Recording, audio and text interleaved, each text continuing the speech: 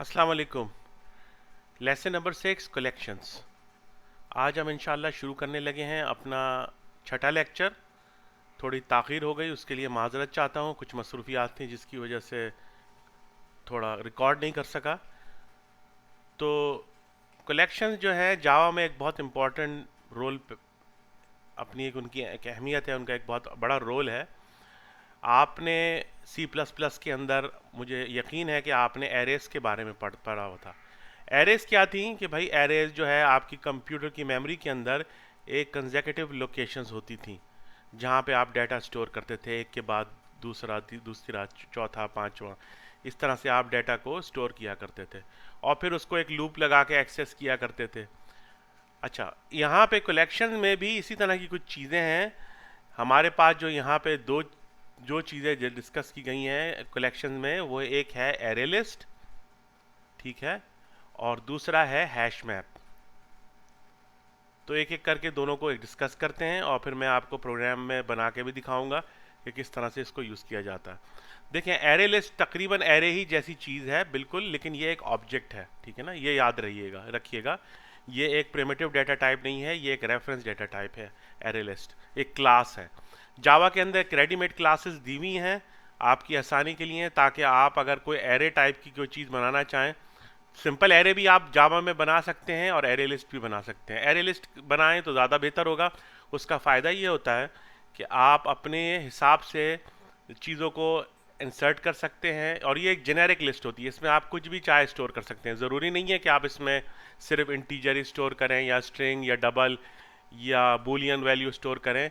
आप चाहें तो इसके अंदर पूरे के पूरे ऑब्जेक्ट, इसके एक जो आप एरे बनाएंगे, एरे लिस्ट के ज़रिए जो एरे बनाएंगे, उसमें आप जो है दे सकते हैं, एरेज दे सकते हैं, मतलब हर लोकेशन के ऊपर एक सेपरेट ऑब्जेक्ट स्टोर कर सकते हैं।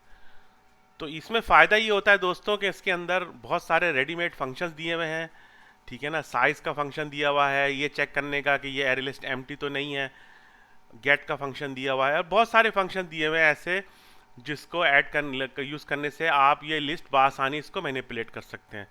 एरेज भी आप यूज़ कर सकते हैं, लेकिन एरेज में ये क्योंकि बनी बनाई चीज़ें नहीं हैं, ये सारे मेथड्स बने बनाए नहीं हैं, तो ये आपको मैनुअली बनाने पड़ेंगे। तो इस काम को आसान करने के लिए जावा के जो डेवलपर्स हैं, उन्होंने इसमें बहुत सारी चीज़ें इस तरह की डाली हैं कलेक्शंस की, जो बिल्कुल एरे से मिलती जुलती हैं या थोड़ा बहुत मुख्तलिफ हैं, लेकिन उसका फ़ायदा ये होता है कि आप एडिशनल मेथड्स आप अंदर डाल सकते हैं और उसको, उसके ज़रिए आप डलाएं आपको मिलेंगे मेथड्स, तो उससे आप उसको डाटा को मैनिपुलेट कर सकते हैं।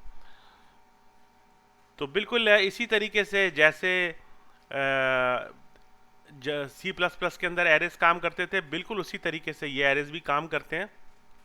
अब इसके अंदर आप देखेंगे एरे लिस्ट के अंदर आपके अंदर जो है वो यहाँ पे साइज़ भी बताएगा कि भाई ये इसमें कितना कितना साइज़ है इसका, इस एरे लिस्ट का कितना साइज़ है, यानी इसमें कितने एलिमेंट्स हैं। फिर आप इसमें ऐड कर सकते हैं, चेक कर सकते हैं कि कहीं एरे लिस्ट एम्प्टी तो नहीं है, सर्च कर सकते हैं कंटेंट्स करके कि भाई ये चीज़ क्या इसमें मौजूद है या नहीं है, रिमूव या डिलीट कर सकते हैं।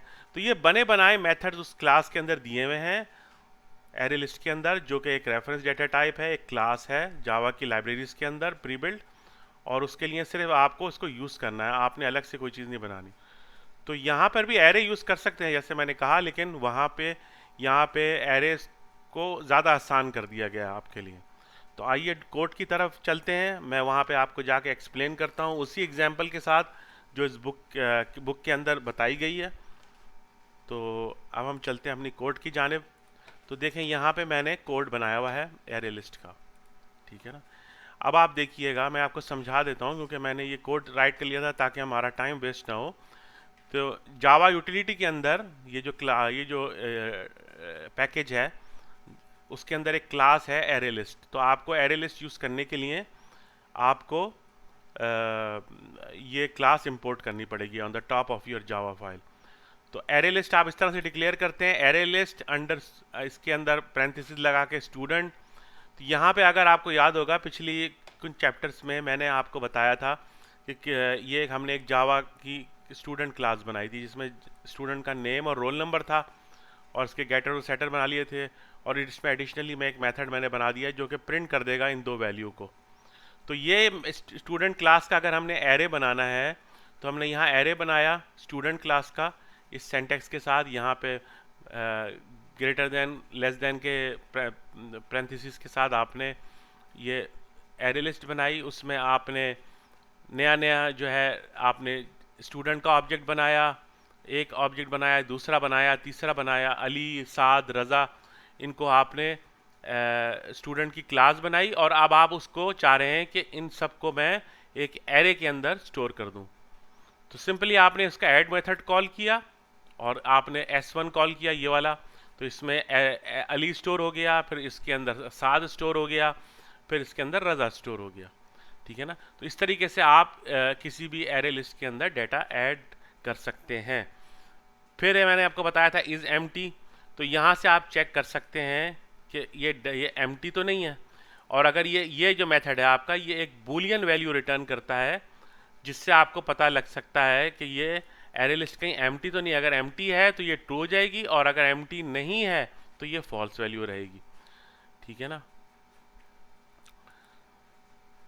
तो यहाँ पे आप देखिए कि यहाँ पे हम एक लूप लगा के इस पूरे एरे लिस्ट को आइटरेट कर रहे हैं, और वहाँ से हम एक एक ऑब्जेक्ट जो हमने इसमें डाला था शुरू में यहाँ पे, वहाँ पे डिस्प्ले कराने के लिए हम इसको यहाँ पे दोबारा से एक लूप लगा के एक एक एलिमेंट को, इसके एक एक एरे लिस्ट के एक एक एलिमेंट पे जाएंगे और वहाँ से जाके डाटा को एक्सेस करेंगे। अच्छा, एक बात का ख्याल रखिएगा कि इसके अंदर एरे लिस्ट के अंदर जब भी आप किसी लोकेशन के ऊपर डाटा डालते हैं तो वो एक जेनेरिक टाइप होता है, वो एक टाइप होता है ऑब्जेक्ट टाइप। वो कोई प्रिमिटिव टाइप भी हो सकता है, वो कोई ऑब्जेक्ट भी हो सकता है, बूलियन भी हो सकता है, डबल भी हो सकता है। तो ऐसी कोई कैद जावा के इस क्लास के अंदर नहीं है कि आप सिर्फ एक ही टाइप का, जैसे C++ में करते थे, या इवन जावा में भी ऐसे एरे हैं कि अगर मैं चाहूँ तो अगर इस तरीके से एरे बनाना चाहूँ कि अगर मैं स्ट्रिंग का एरे बनाना चाहता हूँ, जैसे इंटीजर का एरे बनाना चाहता हूँ, तो मैं इस तरह से लिखूंगा इंटीजर आई। ठीक है ना। अब मैं यहाँ पर 5 एलिमेंट्स का जैसे बना रहा हूँ, तो सिर्फ इसमें इंटीजर ही स्टोर होंगे, लेकिन एरे लिस्ट में ऐसी कोई पाबंदी नहीं है। आप हर एलिमेंट में कुछ कोई और चीज़ स्टोर कर दें, यानी मैं पहले एलिमेंट पे कुछ और कर दूँ, दूसरे पे कुछ और कर दूँ, तीसरे पे कुछ और कर दूँ। अच्छा, इस बात का ख्याल रखिएगा कि जब आप एरे लिस्ट में से डाटा को वापस निकालेंगे डिस्प्ले कराने के लिए, तो आपको उसके अप्रोप्रिएट टाइप में कन्वर्ट करना पड़ेगा। अगर आप कन्वर्ट नहीं करेंगे तो एरर आ जाएगा। तो ये देखिए, यहाँ से मैं गेट मेथड से निकाल रहा हूँ स्टूडेंट का ऑब्जेक्ट, उसके बाद मैं उसको कन्वर्ट कर रहा हूँ, कास्ट कर रहा हूँ स्टूडेंट में, और उसके बाद इस क्लास के प्रिंट मेथड को कॉल कर रहा हूँ, और इस तरह से मैं इस एरे लिस्ट को यूज़ कर रहा हूँ। तो चला के देखते हैं।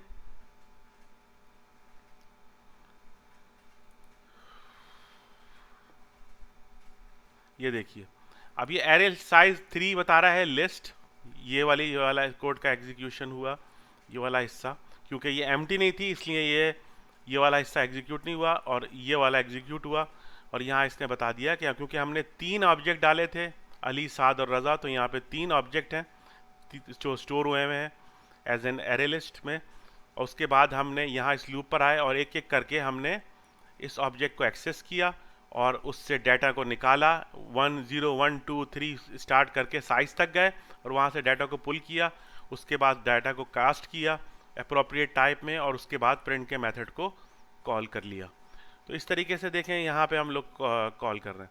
तो एरे चीज़ों को आसान कर देते हैं, इनको यूज़ करना बहुत अच्छा इजी है और आसान है। और इसमें रेडीमेड चीज़ें, बहुत सारी चीज़ें ऐसी हैं जो बनी बनाई आपको मिल जाती हैं, ऐड, रिमूव, इज़ एम्प्टी, इस तरह की चीज़ें मिल जाती हैं, तो उससे आपको आसानी हो जाती है। तो अब अगर फ़र्ज़ करें फॉर एग्ज़ाम्पल, अगर मैं इसको रिमूव कर देता हूँ, इन दोनों को मैं रिमूव कर देता हूँ, इनको मैं कमेंट आउट कर देता हूँ, तो आप देखिएगा, इसको भी मैं कमेंट आउट कर देता हूँ। ठीक है। तो अब आप देखिएगा ये इस एम्प्टी ट्रू हो जाएगा क्योंकि हमने कोई डाटा भी इसमें नहीं डाला है। तो मैं जाके चलाता हूँ अपने प्रोग्राम को, ये देखें एरे लिस्ट इज एम्प्टी, क्योंकि हमने कोई डाटा डाला ही नहीं है, तो जाहिर है वो लिस्ट एम्प्टी हो गई। तो ये छोटा सा लेक्चर था, इसका एरे लिस्ट के बारे में इंफॉर्मेशन थी। अब अगर हम आ जाते हैं हैश मैप के ऊपर, ठीक है ना। यहाँ पे एग्जाम्पल है, इसको ज़रा आप लोग देख लीजिएगा। मैं ज़्यादा डिटेल में नहीं जाऊंगा, क्योंकि अगर मैं ज़्यादा डिटेल में गया तो फिर आपको जो है ये वीडियो आपके लिए बहुत बड़ा हो जाएगा। तो इस तरीके से बहुत सारे मेथड्स हैं, ये देख लीजिएगा। जावा डॉक्यूमेंटेशन पे ऑनलाइन जाके देख लीजिएगा या खुद ट्राई करके देख लीजिएगा। यहाँ इन्होंने पूरी एग्जांपल बताई हुई है जो मैंने आपको बना के एक्सप्लेन कर दी है, तो इसमें कोई चीज़ सीखने वाली नहीं है। ये मैंने पूरे एग्जाम्पल आपको रन करके चला के कोड करके दिखा दिया है और बता दिया है कि ये क्या इसमें काम हो रहा है, ठीक है ना। तो अब हम चलते हैं हैश मैप की तरफ। तो हैश मैप दोस्तों स्टोर बिल्कुल एरे की ही तरह होता है, बस इसमें फ़र्क ये होता है कि इसके अंदर आप डाटा की वैल्यू पेयर्स के ज़रिए करते हैं, यानी आप वैल्यू देते हैं और की देते हैं। मैं आपको जाके जब कोड में जाके समझाऊंगा तब आपको समझ में आएगा। अब इस की के ज़रिए ना आप इसके एलिमेंट को एक्सेस करते हैं। वहाँ आप लोकेशन के एलिमेंट से एक्सेस कर रहे थे, यहाँ इस की के एलिमेंट से एक्सेस करेंगे। जब आप इसको की प्रोवाइड करेंगे तो ये आपको वैल्यू दे देगा। ये अब आप कोड में चलते हैं, वहाँ से जाके समझने की कोशिश करते हैं। ये पूरा का पूरा कोड मैंने वहाँ पे एक्सप्लेन किया हुआ है, तो मैं आपको यहाँ पे समझाता हूँ। हैश मैप टेस्ट बिल्कुल उसी तरीके से जैसे हमने एरे लिस्ट में किया था, हैश मैप में यहाँ पे हमने एक में की डाली और यहाँ पे हमने स्टूडेंट डाल दिया। तो अली के लिए यानी अली स्टूडेंट हमने ये 3 स्टूडेंट जैसे हमने वहाँ लिए थे इसी तरीके से हमने यहाँ भी लिए हैं। अब वहाँ पे हम ऐड कर रहे थे, यहाँ पे पुट कर रहे हैं। थोड़ा सा फ़र्क है नाम में, लेकिन कॉन्सेप्ट वही है। तो हमने क्या किया, S1 को उर्फिया दे दी 1 की, S2 को दे दी 2 की, S3 को दे दी 3 की। तो आगे जाके जब भी हम किसी को एक्सेस करेंगे इसके किसी भी एलिमेंट को, हैश मैप के एलिमेंट को, तो वहाँ जाके हमें की प्रोवाइड करनी पड़ेगी, तो वो हमें ये वैल्यू उठा के दे देगा। तो देखिए इसमें भी वैसे ही मेथड्स हैं सारे, आप चेक कर सकते हैं कि हैश मैप वो कहीं आपको एम्प्टी तो नहीं है। अगर एम्प्टी है तो वो बता देगा, साइज़ भी आपको बता देगा। इस तरह के सारे मेथड्स हैं, जावा की लाइब्रेरी में जाके चेक कर लीजिएगा। और यहाँ पे देखें हमने यहाँ पे सिंपल ये किया है कि यहाँ गेट का मेथड लगाया है और यहाँ की दी है, सिर्फ की। तो टू किसको रेफर कर रही है, टू इसको रेफर करी। तो S2 में हमारे पास क्या स्टोर हुआ है, साद। तो अब मैं इस प्रोग्राम को रन करता हूँ। तो ये देखिए साइज 3 है क्योंकि हमने 3 एलिमेंट डाले हैं। अब यहाँ पे मैंने एक्सेस किया है 2 को, की के जरिए एक्सेस किया, यानी ये चाबी है तो मैं चाबी डालूंगा तो चीज़ खुलेगी, यानी मैं इसको ये चाबी। अब अगर मैं चाहूँ यहाँ पे लिख दूँ 3, ठीक है ना, तो वो क्या शो करेगा हमें, रज़ा। चला के देख लेते हैं, कंफर्म कर लेते हैं। देखिए रज़ा आ गया। तो ये है सिंपल एरे लिस्ट और हैश में, बड़ा आसान सा कॉन्सेप्ट था। इसी से रिलेटेड उन्होंने असाइनमेंट भी आपको दी थी, बिल्कुल इसी से रिलेटेड थी। तो ये देख लीजिएगा आप, ये कोड मैं आपको एक्सप्लेन कर चुका हूँ। तो अब आगे चलते हैं। कोई चीज़ अगर समझ में ना आए तो मुझे कमेंट बॉक्स में ज़रूर बताइएगा। मैं माजरत चाहता हूँ, थोड़ा सा हम लेट हो गए, लेकिन इंशाल्लाह हम पूरे कोर्स को कवर करेंगे इंशाल्लाह। तो यहाँ पे इन्होंने चला के दिखाई है पूरी। अब यहाँ पे एक एग्जांपल दी हुई है दोस्तों एड्रेस बुक की।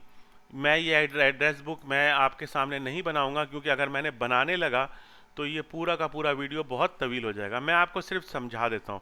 यहाँ पर एक एड्रेस बुक बना रहे हैं, जैसे एक आपकी हैंड बुक होती है जिसमें आप एड्रेसेस लोगों के स्टोर करते हैं, ठीक है ना, उनका नाम, पता, ठिकाना वगैरह।